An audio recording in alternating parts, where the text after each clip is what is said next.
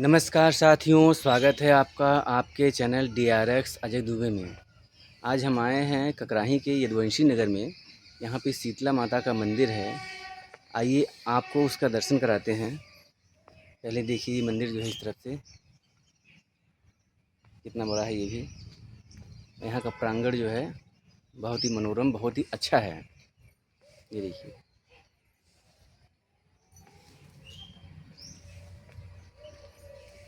यहाँ पे शीतला माता का मंदिर है।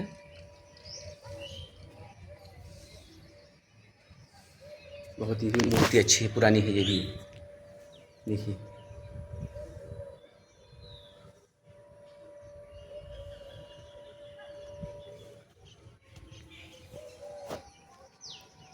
ये देखिए मंदिर का मेन गेट।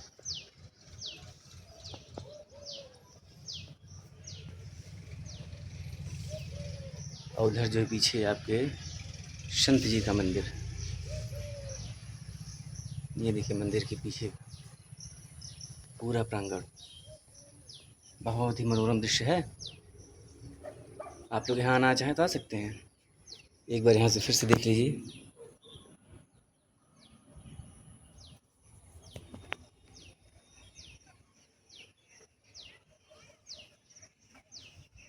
यहाँ बरगद का वृक्ष भी है। आइए संत जी के भी दर्शन कराते हैं आपको।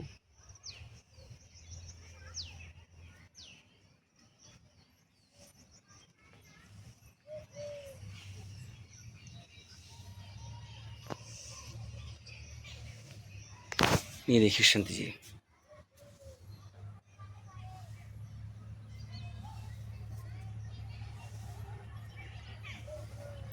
ये देखिए बरगद का पुराना वृक्ष है। आइए पुनः एक बार फिर से स्वागत करते हैं वैद्यराज डॉक्टर कुमदेश पाठक जी का। भाई साहब, नमस्कार दोस्तों, मैं आयुर्वेदाचार्य डॉक्टर कुमुदेश पाठक BSc BMS। जैसा कि आप सभी लोगों को मालूम है कि ईश्वर देवी देवता पर बहुत जो है वीडियो आपको देखने को मिल रहा है।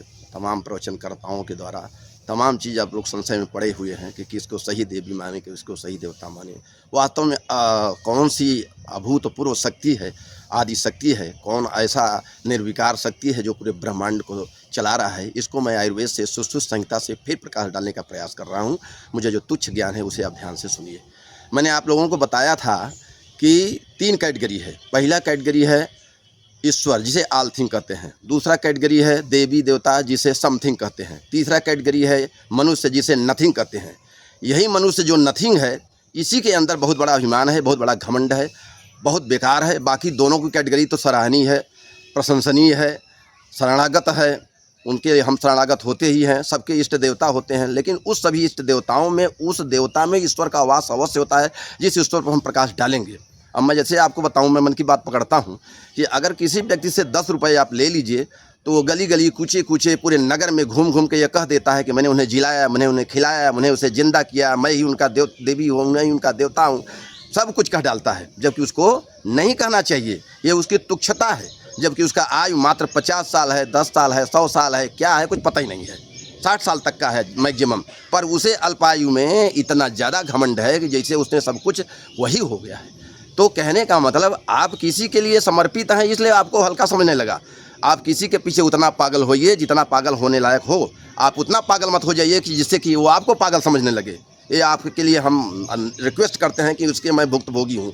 अच्छा, ये बात तो अलग हुई। अब मैं सिद्ध करता हूँ कि कैसे जो है, जो ईश्वर सबसे प्रमुख शक्ति है, वो देवी देवताओं पर ही लगाम लगाया हुआ है। देवी देवता भी मनमाना कर सकते थे, लेकिन देवी देवता मनमाना इसलिए नहीं कर पा रहे हैं क्योंकि वो खुद अंकुश लगाया हो। वो अंकुश ऐसे लगाया हुआ है, कहता है कि अगर आप कभी भी गड़बड़ी करेंगे तो हम जिस प्रकार से सृष्टि को उत्पन्न करते हैं, उसी प्रकार सृष्टि का विलय भी कर देंगे, विनष्ट कर देंगे, प्रलय कर देंगे।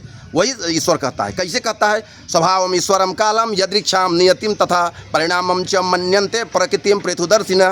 कहने का मतलब, मैं 6 चीज़ों के साथ इस सृष्टि को उत्पन्न करता हूँ। वो 6 चीज़ क्या है? स्वभाव, ईश्वर, काल, यदृच्छा, नियति, परिणाम। इन्हीं 6 चीज़ों के साथ मैं जो है संपूर्ण सृष्टि को उत्पन्न करता हूँ। अगर मैं चाहूँगा तो इन्हीं 6 चीज़ों के साथ संपूर्ण सृष्टि का विलय भी कर सकता हूँ, विनष्ट भी कर सकता हूँ। इसलिए मैं जो कहूँ उसी तरह से तुम रहो। और लोग करते हैं। अब आप ध्यान दीजिए कि कभी भी क्या सूर्य देवता ने कहा कि मेरे प्रकाश को मत लो, कभी पृथ्वी मैया ने कहा कि हमारे पृथ्वी पर मत रहो, कभी गंगा मैया ने ये कहा कि जो हमारे जल का अर्पण मत करो, हमारे जल का पान मत करो, तर्पण मत करो, स्नान मत करो। किसी धर्म को, किसी संप्रदाय को किसी ने कभी रोका?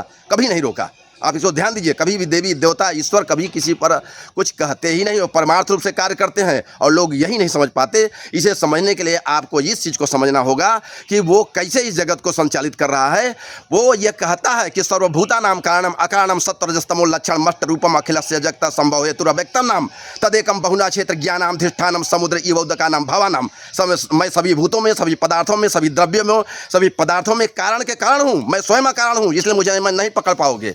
ये वो कहता है, बार बार वो कहता है ईश्वर कि मुझे नहीं पकड़ पाओगे। इन सब बातों को देखकर सभी देवता सोचे कि तो भाई वास्तव में एक अचल शक्ति है।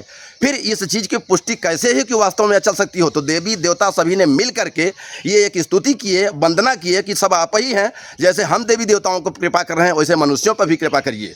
वो कौन सा श्लोक है जिसे आप ध्यान से समझिए, वो मैं नहीं कर रहा हूँ, देवी देवता मिलकर स्तुति कर रहे हैं। किसका? उस ईश्वर का, जिस ईश्वर को मैं बताने का प्रयास करता हूँ।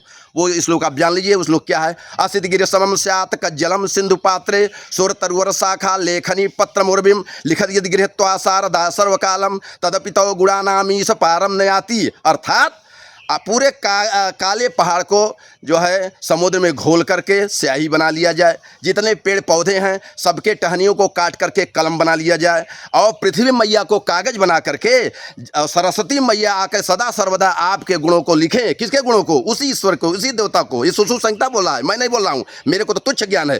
तब भी आपके गुणों को नहीं लिख सकते। तदपि तव गुणानामीश पारम नयाति, तब भी नहीं लिख सकती। ये जो मैं इतना आप सबको बता रहा हूँ, इसका समर्थन ये मैं क्लिष्ट शब्दों में किया। इसको बड़े सरल शब्दों में एक जो है संस्था है जिसे जो है निरंकार मिशन कहते हैं, वो बड़े सरल शब्दों में बताता है कि नर सेवा ही नारायण सेवा है। उस निरंकार मिशन ने उसी ईश्वर को माना है।